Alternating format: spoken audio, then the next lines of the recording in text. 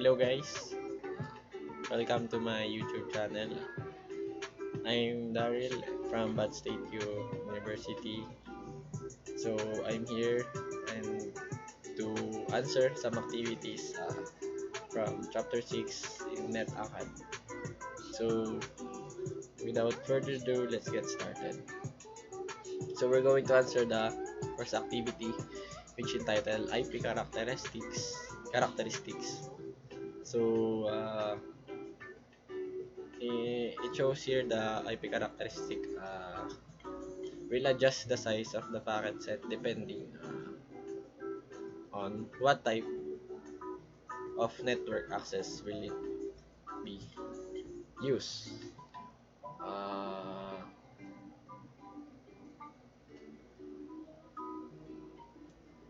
so I think it will fall under media independent. So next is IP characteristic is no contact is made with the destination host before sending a packet. So connection less further. It will fall under connectionless. Next is IP characteristic is will send the packet even the destination host is not able to receive it. So it will fall under connectionless still. So yes, it is correct. So the next IP characteristic is packet delivery is not guaranteed. So it will fall under best effort. Next characteristic is does not guarantee the packet will be delivered fully without errors. So it will fall under best effort. And the next is fiber optic cabling, satellites, and wireless can all be used to route the same packet.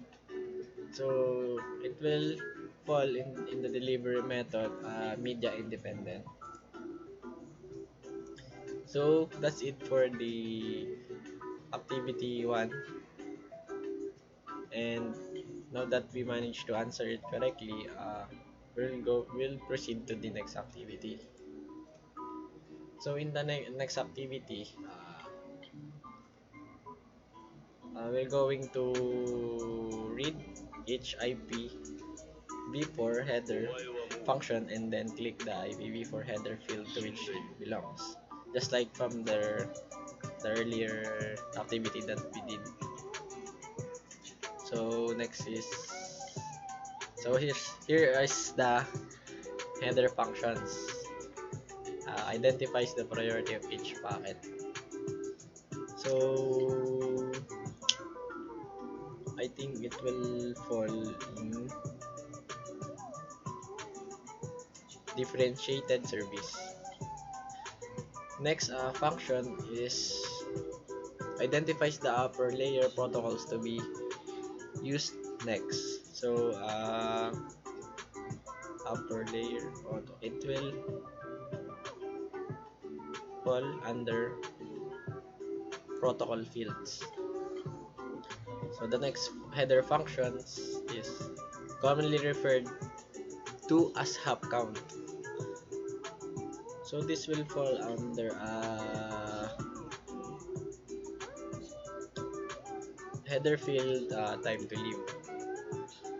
So next functions is identify the IP address of the following sending host. So this will fall under source IP address. So next is header. The next header function is always set to 0100 for IP address. So it will fall under the version. And lastly, identifies the IP address of the recipient host, which will be in the destination IP address. So in the second activity, we managed all to answer all of it correctly. So let's now proceed to the next activity. So the next activity, which is titled header fields, the instruction here is read each IP version v6 header description and then click the IPv6 header field to which it belongs. So it is just like the other uh, activities that we answered. The difference is it is an IPv6 header field. So let's started answering this activity.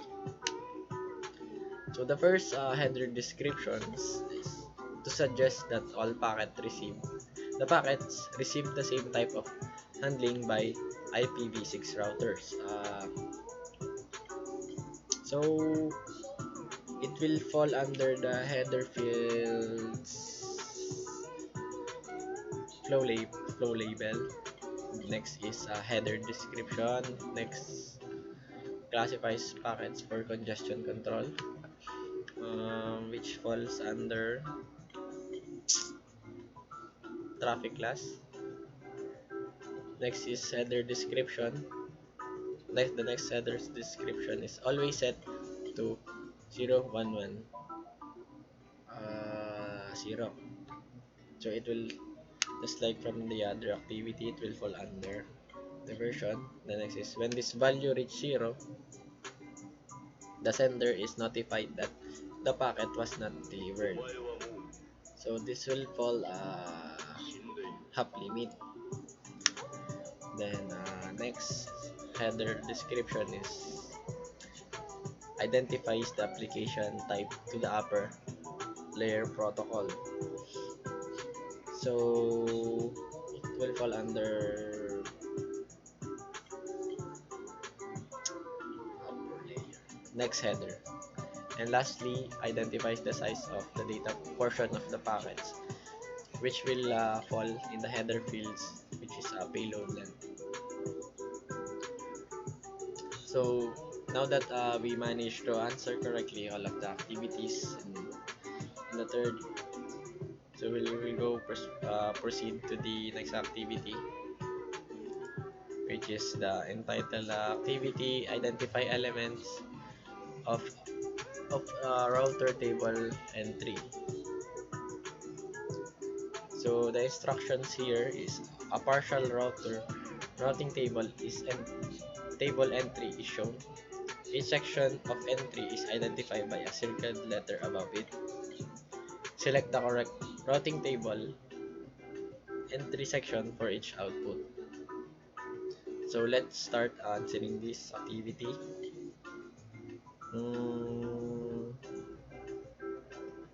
First, the elapsed time since the network was discovered. So the answer here is letter E. Next is the administrative distance source and metric to reach the remote network. So the answer in this will be letter C. Next is how the network was learned by the router. So I believe that the answer here is letter A. Next is shows the destination network. The one that show destination network is letter B. Next is the next hop IP address to reach the remote networks. So the answer here should be letter D. And lastly, the outgoing interface on the router to reach the destination network. And it will fall under the gigabit internet, which is letter F. I hope I got it correctly, all of the answers. So let's go check it. And there you have it. I managed to answer all of the questions here and their corresponding elements of routing table entry. So, so we are done here in this activity, and we'll proceed to the another activity. So in our next activity, which entitles descriptions of router functions and hardware parts. So the instructions in this activity is to description of router functions and hardware parts are provided in the table. Drag each router component names to its function slash description. So first we're going to read the description and identify the hardware parts or the router functions in the choices. So first is the connects router to external networks, usually over a large distance. So this is a one interface. Next is a way to remotely access the CLI across a network interface. So to remotely access the CLI across a network interface, it should be telnet or SSH. Next description is connects computers, switches, and routers for internal networking. So to be able to connect computer switches and routers for internal networking, it should be LAN interface. So next description rather, a local port which uses USB or low speed serial connection to manage network devices. So in order to manage the network devices with a serial connection and USB or low speed, it should be a console port. And lastly, a port to manage routers using telephone lines and modems.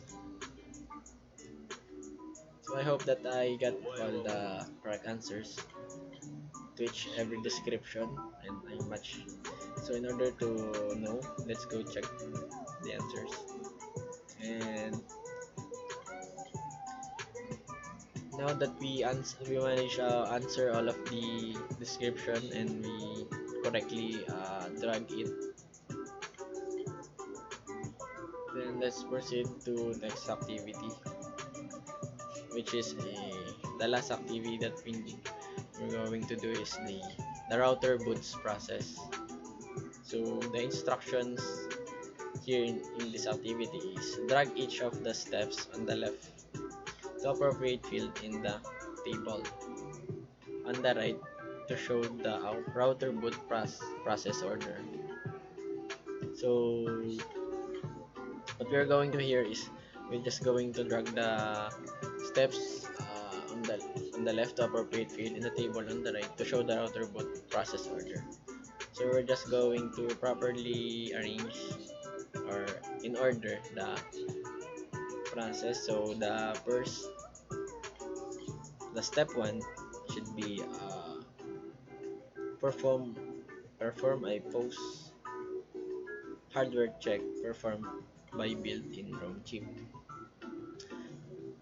Before I continue in answering this activity, you will know that if your answer is wrong, if it will not fit with the space. For example, our answer, the step 1 will be, if you put it to step 2, it will not go attach here because it is wrong. So that is a way to know if your answer is wrong. So let's continue. Next is the step 2, which you need to load bootstrap. And next is our step 3 is load the iOS, and then lastly load the configuration file from flash, NVRAM, a TFT server, or go into the setup mode to create a configuration file. So since that all of the answers are attached and properly ordered, now we are done in our last activity, and that's it for this video. So if you learn if this video helped you to for more better understanding in chapter 6, and please subscribe and hit the like and the bell button, and that's it, and I hope you will